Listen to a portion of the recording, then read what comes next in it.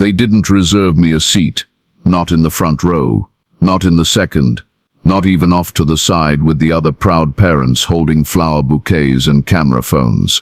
I stood in the back of that university gymnasium, hands folded behind my back, watching my son Nathan step onto the stage in a deep navy cap and gown, the tassel already swinging like he couldn't wait to move on from everything behind him. I'd come alone, as usual. There was no announcement, no wave, no smile in my direction. Not even the quick glance a son might offer a father when he crosses a milestone built on years of sacrifice. Instead, I saw him nod toward another man, a broad-shouldered gentleman sitting with his wife in the front row, smiling proudly with both arms raised for the camera. Nathan made direct eye contact with him and pointed subtly as if to say, "This is your moment too." That man was Gregory Stanton, his future father-in-law. The man Nathan now called Dad in public settings, the man he told people raised him after things fell apart at home, as if I'd disappeared the moment his mother passed away in that hospital room 14 years ago. I didn't disappear. I stayed. I paid for every textbook. I worked double shifts after the school district cut my hours. I packed his lunch every morning from 6th grade through his senior year. I taught him to shave. I held him the night he got rejected from his first choice college and told him that he was still good enough. And yet, here I stood, watching as that man took my seat. I wasn't angry, at least not in the way people think of anger, red hot, loud and boiling. No, mine was quieter, like rain that seeps through floorboards, like a hollow space in your chest where warmth used to live. After the ceremony, I waited outside near the trees where the students came for photos. I didn't plan to stay long, just a handshake, maybe a hug, then back to the truck for the long drive home. Nathan walked out beaming, flanked by Gregory and his daughter Emily, Nathan's fiancée. She saw me first. Her face stiffened, just slightly, and she whispered something to him. Nathan's eyes flicked toward me, unreadable. I raised a hand. He walked over slowly, his fiancée staying behind with her parents. "Hey," I said. "Hey," he replied, voice flat. "You did it," I said, smiling. "I'm proud of you." He gave a short nod. "Thanks." Silence stretched between us like a wall. "I didn't see your name listed for reserved seating," I added gently. "Yeah, they only gave us 4, he said. "They, the school," he said quickly. Then he looked away. Gregory wanted to be up front. He helped pay for the last year. I nodded slowly. So that's how it worked now. Love, measured in tuition receipts. Before I could say anything more, Nathan added, "Listen, Dad, thanks for coming. But we're going to dinner, and there's not really a seat for you." That hollow feeling inside me shifted. It didn't deepen. It clarified. I nodded once, softly. "No worries. You have a good night." He turned, already walking away. No hug, no photos, just distance, like I was something he'd outgrown. I watched him laugh with Gregory moments later, arms thrown around each other, like they'd built the years I thought I had. But I didn't say anything. Not yet. Because what's more powerful than shouting? Silence that builds a storm. Nathan's birthday used to be a ritual. Every year, same chocolate cake recipe. The one his mom used before she passed. Same home-cooked meal, same candlelit dinner in our cramped but warm dining room, even during the leanest years. When he was little, he used to tell me, "It doesn't feel like my birthday until you sing, Dad." He stopped saying that around the time he turned 19, but I still sang. Even last year, when he said they'd probably do something with Emily's family instead, I still baked the cake. I still lit the candle. I still set a plate with his name etched in gold leaf, the one he made in art class when he was 11. I kept it in the hutch, always ready. This year I didn't hear from him until late afternoon. No phone call, just a text. "Can I stop by for 5 minutes? I need to talk." I replied, "Doors open." He showed up wearing a sharp gray coat and leather gloves, not like someone visiting home, like someone meeting a client. He didn't even sit. just stood near the edge of the rug, like any further in might make this visit too personal. "I won't stay long," he said. I nodded. "I made your cake, chocolate, like always." His expression didn't change. "Dad, I need to say something, and I hope you won't take it the wrong way. That's how you always know it's going to hurt. When someone preloads the pain with courtesy." He took a breath. "I'm grateful for everything you did. Really, you were there when things were rough. You pulled more than your weight. But I think it's time we both accept that our relationship doesn't need to be so involved anymore." I stared at him, confused. "What are you saying?" "I'm saying," he said slowly, "you were the father I needed when I had no one else. But now I have other people in my life, mentors, family, people who feel more in sync with the person I am now." He let that sit. Then he added, like a dagger wrapped in silk, "For my birthday this year, I don't want any gifts. I just want some space, like real space. I think we both need it." I stood there in my own house, beside the cake I made by hand, and felt something hollow inside me flicker for the first time in years.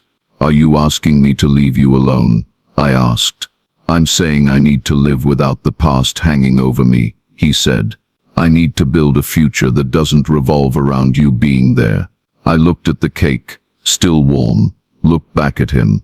"Okay," he nodded once, as if relieved. "I'll check in eventually," he said, already reaching for the door, but I wasn't listening.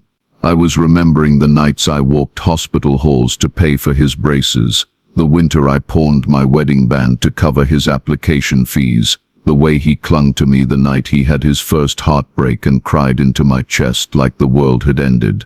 Now I was the thing he wanted to leave behind. He closed the door gently behind him. I sat down at the table, just me and the candle-lit cake. I didn't blow it out. I let it burn until the wax reached the plate.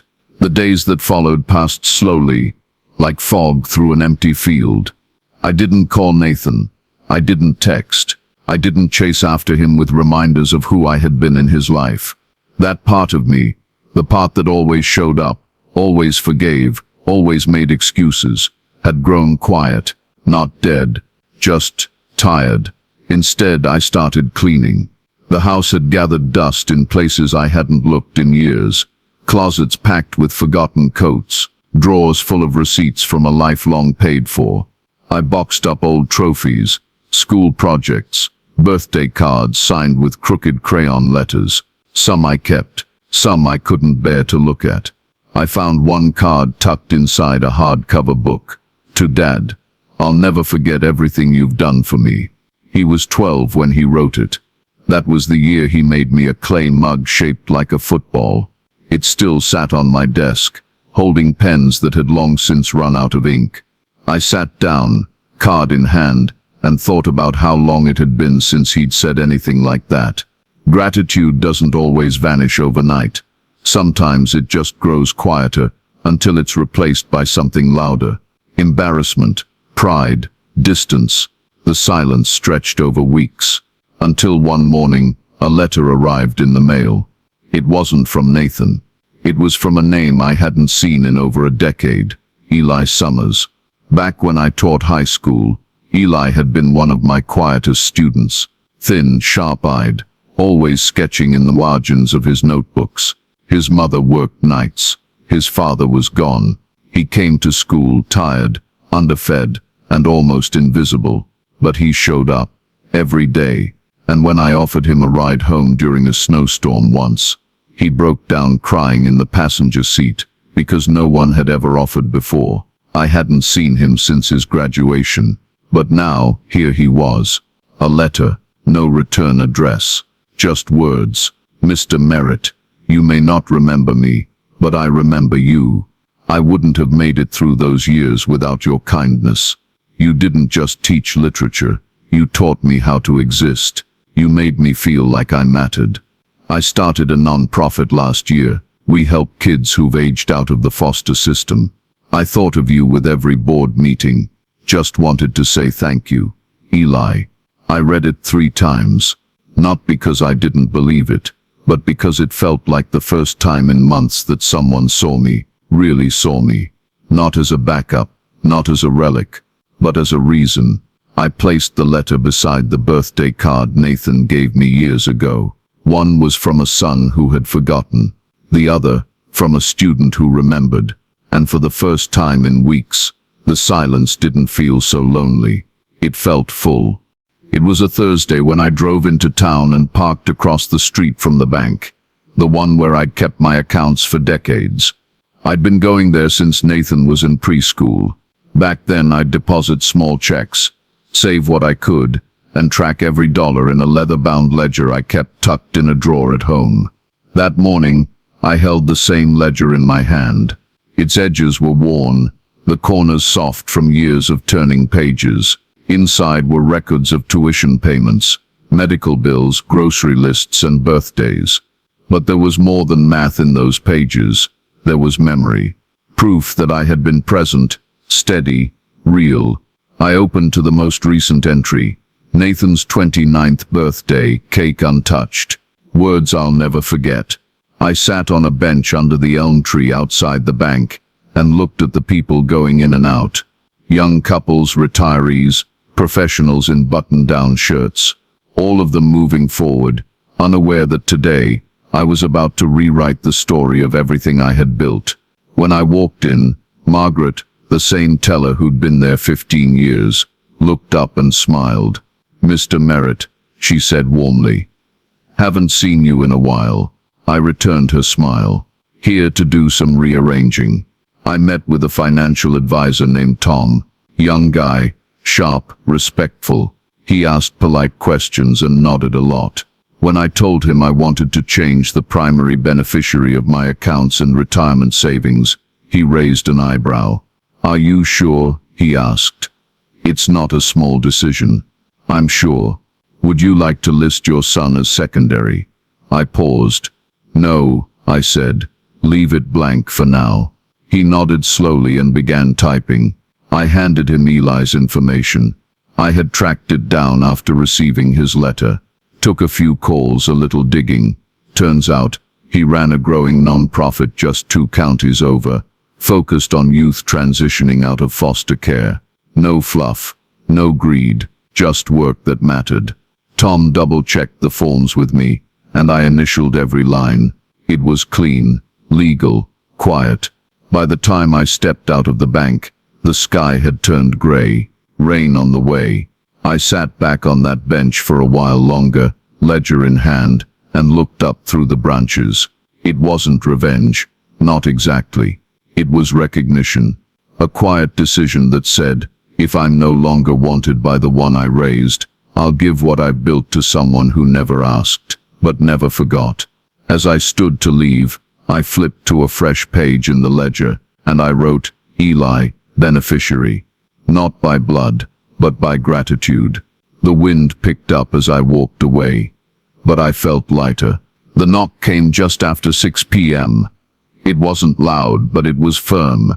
The kind of knock that says I'm not just passing by. I had just finished rinsing a plate in the sink, the smell of leftover stew still lingering in the kitchen. For a moment I thought it might be Charlotte, my neighbor's daughter, who sometimes brought me mail by mistake. But when I opened the door, I was greeted by someone else entirely. "Mr. Merritt?" the young man asked, his voice hesitant but respectful. I nodded, unsure. "I'm Eli. Eli Summers." There was a beat of silence as his name hit the space between us. A name I hadn't spoken aloud in years but had written into my ledger only days ago. "I hope it's okay. I came," he added quickly. "I wasn't sure how else to reach you. I got your message." My message? He reached into his coat and pulled out an envelope. Inside was a letter. My letter. The one I wrote after finding his original note. Mailed to the return address I finally discovered with the help of a local contact at the school board. "I didn't expect a response," he said. "I just wanted you to know you mattered. But then you wrote back, and now I'm here." I stepped aside, motioning him in. "Come on, Eli. Let's not talk in the cold." He entered with a quiet reverence, glancing around like every photograph on my wall held a piece of history. He was older than I remembered, mid-30s maybe, with tired eyes but a steady posture. The kind of man who had walked through a lot but hadn't bent. We sat at the kitchen table, 2 mugs of coffee between us, steam curling like ribbon. "I didn't know you remembered me," I said finally. "How could I not?" he replied. "You were the first adult who saw me, not as a problem or a statistic, but as a kid who just needed someone to believe in him." I stayed quiet, the words sitting heavy in my chest. "I didn't have a dad," he continued. "And the day you bought me lunch after I bombed that math quiz, you probably don't even remember." I cried all the way home. Not because I failed, but because someone showed up for me. I did remember. I remembered everything now. The oversized hoodie he wore that day, the way he flinched when people raised their voices, the notebook he left behind once with sketches of houses and families that didn't exist. "You made me feel like I mattered," he said, "and I just wanted to tell you that, face to face." I looked at him for a long moment. "You didn't have to come all this way," I said. "I know," he replied, "but I wanted to. Not because I want anything, just because I thought maybe, after all these years, I could return the favor." I didn't say anything then, but I did something I hadn't done in a long time. I smiled, not out of politeness, not out of habit, but out of something real. The kind of smile that says maybe I wasn't invisible after all. After Eli left that night, the house felt different. Not louder, not busier, just warmer, like someone had cracked a window and let in a breeze I hadn't realized I needed. He didn't stay long, maybe an hour, but he left behind something that lingered, the feeling of being seen not for what I could give, but for who I had been. That week I started a new habit. Every Sunday morning I brewed coffee, sat at the desk in my study and wrote a letter. Not to Eli, not to Nathan, just to myself. Reflections, memories, lessons no one had asked for but I needed to get out of my chest. The first one started simple. January 8th. Woke up thinking about the time Nathan fell from the backyard tree and cried more from fear than pain. I didn't scold him. I sat with him until he caught his breath. I think about that day now and wonder who catches him when he falls. Another one. January 22nd. I used to think legacy was about buildings and bank accounts, but maybe it's about moments that don't make the news, but make a man. These letters never had addresses. They just lived in a drawer. Unsent drafts of the life I had led. And yet each one made me feel lighter. One Sunday, mid-February, as I folded a fresh letter into the stack, my phone buzzed, a number I hadn't saved in a long time. I stared at the screen before answering. "Hello? Hi, it's Nathan." His voice sounded different, tired, slower. "Everything all right?" I asked. A pause. "I heard you changed your will," he said, cutting straight through the air between us. So he knew. "How'd you hear that?" I asked calmly. "Mom's old attorney, Meredith. We still have mutual contacts." I said nothing. Another pause. "I just don't understand," he said. "Why would you do that? After everything, I repeated. "Do you mean everything I gave, or everything you said?" He was quiet. "I didn't mean to cut you out," he said finally. "It's just things with Emily, her family. It got complicated. It got clear." I corrected him. More silence. "I don't want to argue," he added. "Neither do I. I just want to know if there's still time to fix things." His voice cracked slightly on the last part, and for the first time in months I didn't hear distance in his tone. I heard fear. I didn't offer forgiveness, but I didn't shut the door either. "There's time," I said quietly, "but time doesn't rewrite the past. That's on you." He exhaled. "Okay, I understand. Do you?"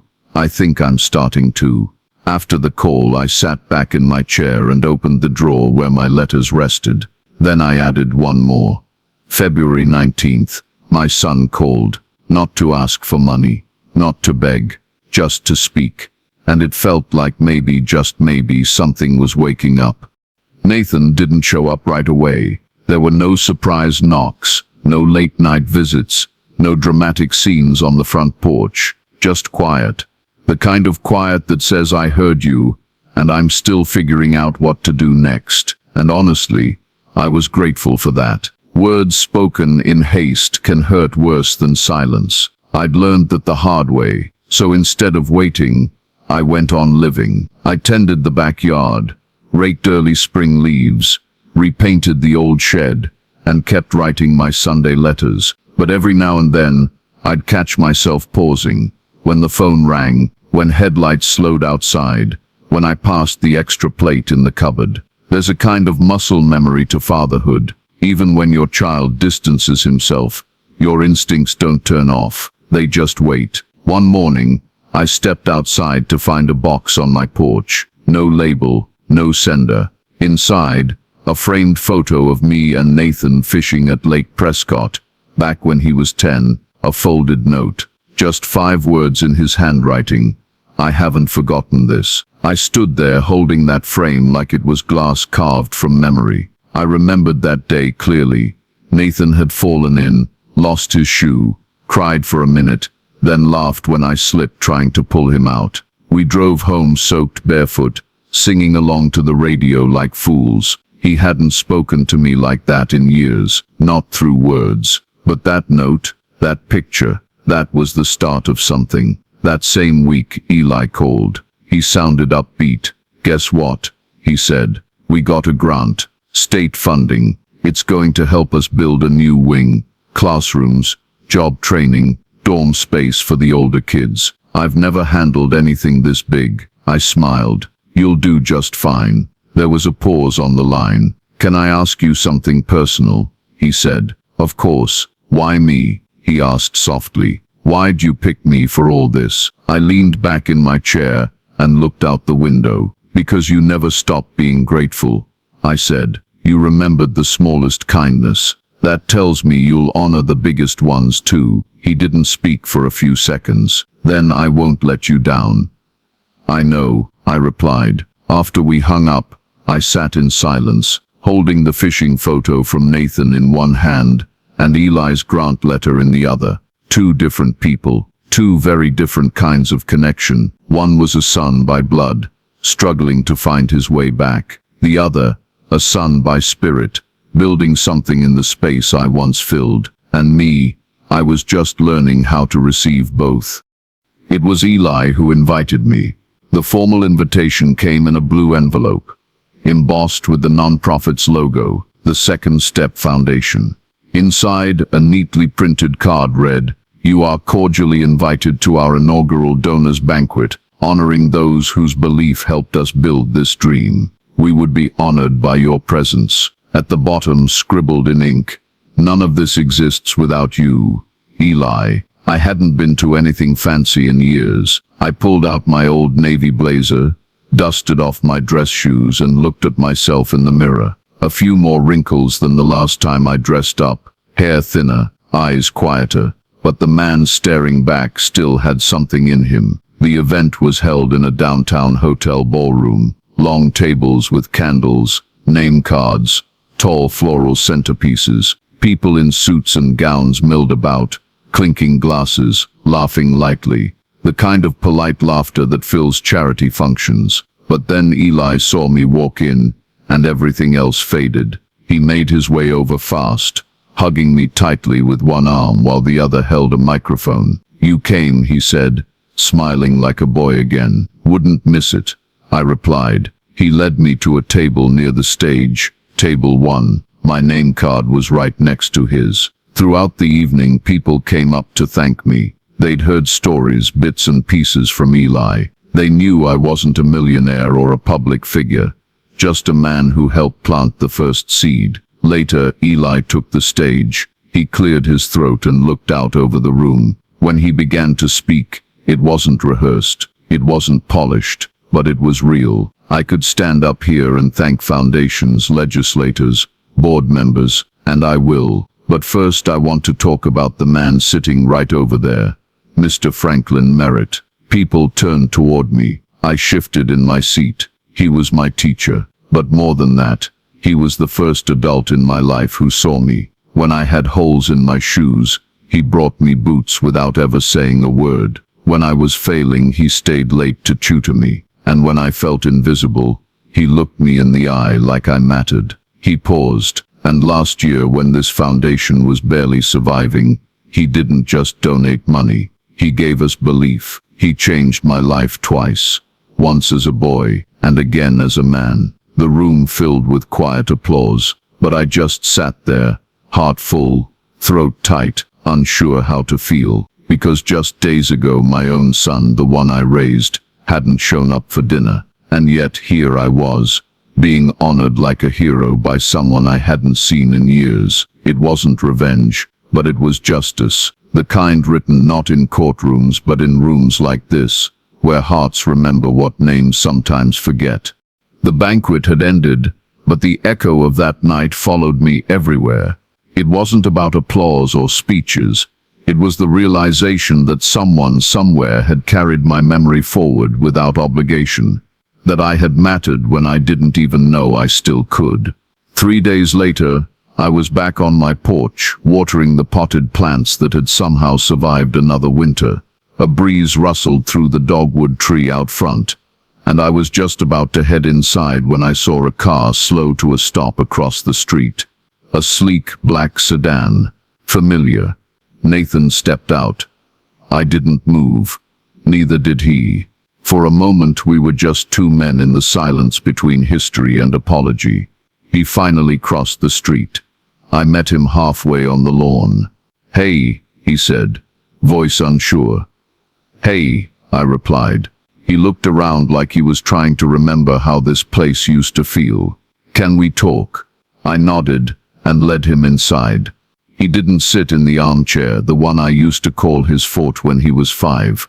He took the dining room chair instead, the one farthest from me. Maybe he needed the space. Maybe he didn't know how to bridge it yet. "I've been doing some thinking," he began. "About what you said. About everything I said too." I stayed quiet. "I was wrong," he continued. "About a lot. About thinking I'd outgrown needing you. About thinking gratitude had an expiration date." He looked up, eyes wet. "I saw a video online," he added, with a weak smile. "It was from Eli's fundraiser. Your name came up. Everyone clapped, and it hit me. I'm the one who should have been doing that a long time ago." I let the words sink in. "I don't expect you to forgive me overnight," he said. "But I want to rebuild, if that's still possible." I thought about the letters I'd written, the empty seat at his graduation, the birthday cake that went cold. Then I looked at my son. Not the boy I raised, not the man who shut me out, but someone standing in front of me, stripped of pride and finally ready to see. "It starts with showing up," I said softly. "And staying." He nodded slowly. "I'd like to come by again next Sunday," he said. "Maybe sit with you. Talk. I'll even eat the cake this time." I chuckled, the first time I had in weeks. "I might even let you pick the flavor." He smiled, a little crooked like he used to. Outside the wind shifted, not harsh, just enough to remind us that seasons do in fact change. Inside something else shifted too. Not forgiveness. Not yet. But the beginning of something better. Spring turned to summer with quiet purpose. Nathan came by the next Sunday just like he promised. And the Sunday after that, we didn't talk about the past much, not directly.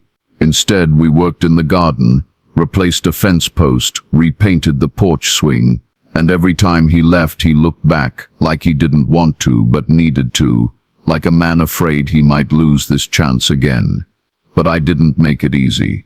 Trust, once fractured, doesn't heal through gestures. It rebuilds itself one silent afternoon at a time. And Nathan, for once in his life, didn't try to rush it. One morning, I received a call from Meredith, the estate attorney. "Franklin," she said gently, "have you finalized your revisions, Or are you still sitting with them? I'm sitting, I said, and watching. She chuckled softly. A wise place to be. That same week Eli called too. His non-profit had received national recognition, a feature in a major magazine. I had the article clipped and saved. The photo of him standing with a group of teenagers outside the new center, smiling, arms around them like family. It warmed something deep in my bones. I want to name one of the new wings after you, he said. You don't have to. I know, he replied. That's why I want to. It was after that call I sat down with my ledger again, that old leather journal that had recorded everything from grocery receipts to tuition payments to birthday regrets. I turned to the final pages. One side held Nathan's name, the other, Eli's. For days I looked at both, weighed what legacy really meant. Was it obligation? Was it bloodline? Or was it about who shows up when you least expect it and never asks for a thing? One evening, just before dusk, I called Nathan out to the porch. He sat across from me, a cup of coffee in his hand. There's something I need you to hear, I said. He looked alert, cautious. I've rewritten my will, I continued. Some of what you expected is no longer yours. Some of it is. He didn't interrupt. I've left the cabin to Eli, I said, and a portion of the savings to his foundation. He blinked, absorbing the blow, but he didn't flinch. I understand, he said quietly. I've also left you the house, I added, and the contents of the ledger, not because I owe it, but because you've started showing up, because you've started remembering. He stared at me for a long time, then looked down at the journal I handed him. He opened it. Inside, in my handwriting, legacy is not earned through inheritance, it's earned through presence. This is yours now, not for who you were, but for who you're still becoming. He closed the book slowly, tears welling in his eyes. Thank you, he whispered. We sat there in the golden light of a fading day. Two men, finally learning how to be father and son, not by birthright, but by choice. And in that stillness, I felt something settle, not justice, not vengeance, but peace. I used to believe legacy was measured by what you passed down, property, bank balances, heirlooms polished for show. But somewhere along the way, I learned that legacy is also built in quieter ways, in phone calls returned, in fences mended, in second chances given without ceremony. That summer, Nathan and I found our rhythm again. It wasn't loud. We didn't speak in flowery apologies or sweeping declarations. We planted tomatoes. We argued over paint colors. We laughed, quietly and not all the time, but enough to know something real was growing. Then one afternoon, while organizing the old boxes in the attic, Nathan stumbled across the photo album. Not the digital kind, the heavy leather-bound one, pages thick with tape and fingerprints, years frozen in faded color. He brought it downstairs, placed it on the table, and we flipped through it page by page. Remember this, he said, pointing to a picture of us on Halloween, him in a pirate costume, me in a makeshift cape, trying to pass for Superman. You insisted I call you Captain Nathan for 3 weeks after that, I said. He chuckled. When we reached the later pages, the ones thinner, fewer, he grew quiet. I missed a lot of years, he said. You did. I wish I could change that. You can't, I said, not unkindly, but you can show up now, and tomorrow. That's what counts. He nodded. Later that night, after he'd gone home, I sat on the porch with the album in my lap, the breeze rustling its pages. I thought about Eli, halfway across the state, opening the doors of that new center that bore my name. I imagined some kid walking into that space, feeling like maybe, just maybe, the world hadn't forgotten them. And I smiled, because legacy isn't just about what you leave behind. It's about who walks forward because of you. The next morning, I visited the lawyer one final time. Meredith was already waiting with the paperwork. No hesitation this time, just clarity. We finalized the trust, The house for Nathan, under one condition: he would not sell it for 10 years. The savings split between him and Eli. The cabin deeded entirely to the foundation, with my name on a plaque above the door, and the ledger, not just my journal, but scanned and printed, now part of the non-profit's library.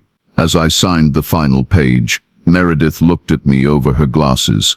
"You seem lighter," she said. "I am, because I had finally done something I never knew I needed. I'd let go of being needed, and embraced being remembered." The sky was overcast that morning, the kind of pale gray that makes everything feel still. I sat at my desk, a fresh cup of coffee steaming beside me, and opened the drawer that held my letters. The stack was thicker now. Dozens of folded pages, each one a quiet confession, a moment captured, a bridge built between who I had been and who I'd become. Today I wrote one last letter, March 17th, last Sunday letter. It's funny how quiet endings feel, not like doors slamming, but like a book gently closing after the final page is read. Nathan is coming over later. He's bringing dinner. He called to ask what my favorite meal is, even though I know he remembers. I told him meatloaf with mashed potatoes. He laughed and said, "Of course." He shows up differently now, not as someone who expects something, but as someone who wants to rebuild. We still have gaps, we still fumble, but he listens more, and sometimes that's enough. Eli sent a photo last week. The cabin sign hung over the porch, carved in wood, Merritt House. Below it, a plaque, in honor of the teacher who never stopped showing up. I cried when I saw it, not because I was sad, but because somewhere along the way I stopped needing to prove my worth, and started seeing how much of it had already taken root. If anyone finds these letters one day, I hope they understand, love doesn't always come back to you the way you gave it, but that doesn't make it wasted. It makes it planted, and sometimes the bloom just takes longer than you expect. I folded the page and placed it on top of the stack. Outside, Nathan's car pulled into the driveway. I watched him step out, carrying a grocery bag and a bottle of sweet tea. He looked up at the porch and smiled, not a smile of guilt, a smile of home. I stood, opened the door and let him in. No grand gestures, no speeches, just meatloaf in the oven. Just a table set for two, and the quiet knowledge that while the wounds of the past might never disappear, they had finally been acknowledged. And in their place, something better had started to grow.